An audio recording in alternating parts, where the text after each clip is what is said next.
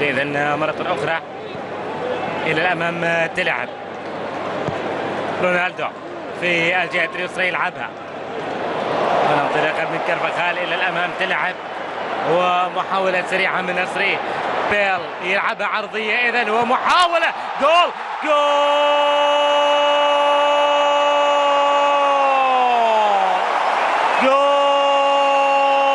من بنزيما.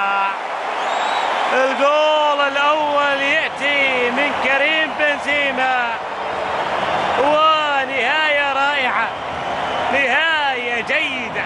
شاهد تواجد كريستيانو رونالدو وين، وكذلك بنزيما وين. انطلاقة ممتازة تأتي من كارفاخال، وبعدها المرور إلى جيرت بيل يلعبها عرضية، وبعدها شوف من أمامك اللاعب كريم بنزيما، وخلفه يأتي كريستيانو رونالدو وكذلك ثانية، لكن الكرة في النهاية أقرب إلى اللاعب كريم بنزيما، اللاعب الذي ينجح. كرة إذن توصل من راموس في الجهة اليسرى من ملعب المباراة.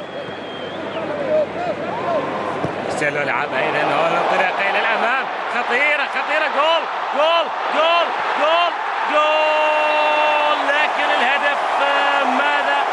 الهدف يأتي، نعم، جول ثاني هالمرة من كريستيانو رونالدو. الدول يسجل الجول الثاني بعد أن وظن حارس المرمى كذلك بأنها تسلل. شاهد وتابع الكرة الماضية، لعبة ذكية ممتازة جميلة. التصدي الأول من هارت، الثاني بعد أن هزت الشباك، أو ما هزت الشباك بمعنى أدق، لكن عبرت خط المرمى، تتحول إلى هدف إذن ثاني في هذه المباراة. شاهد الهدف الثاني، إذا النتيجة غير متوقعة في الدقائق الأولى لعمر هذه المباراة في شوطها الأول، وكريستيانو رونالدو 31 مارس من هذه السنة. الكلام عن انتقال اللاعب داريلا، وتم ذلك بالفعل بعدها.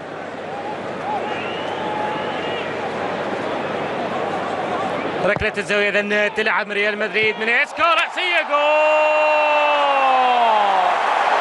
بيبي يسجل الثالث، جول ثالث بالراس هذه المرة، 3-0 بركلة زاوية هذه المرة.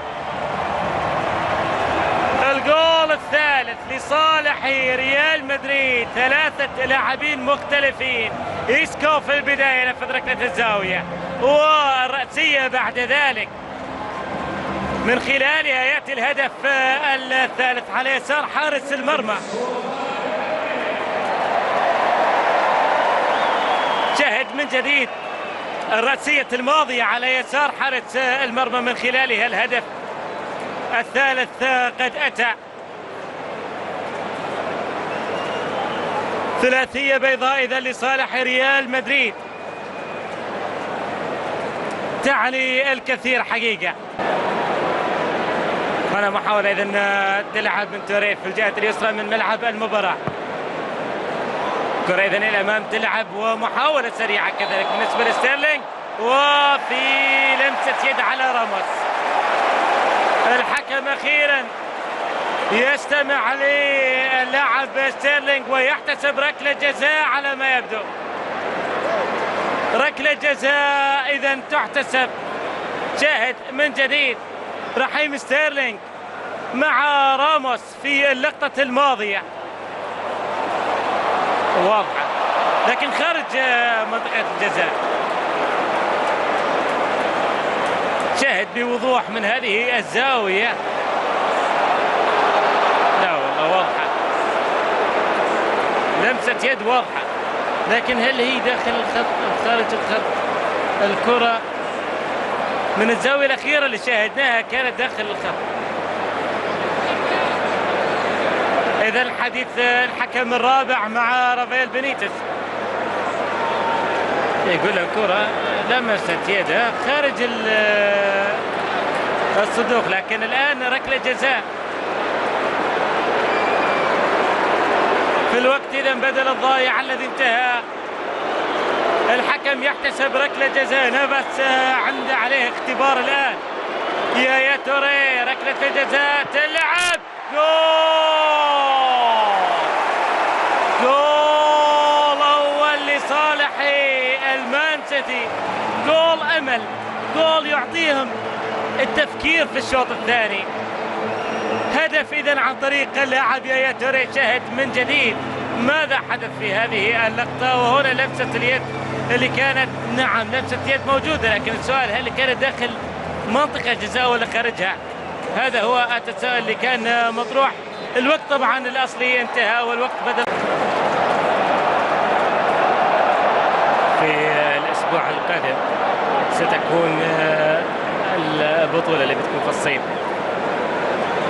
كرة لن توصل مرة أخرى في الجهة اليمنى من ملعب المباراة. إيسكو يقود الهجوم وتسديدة، جول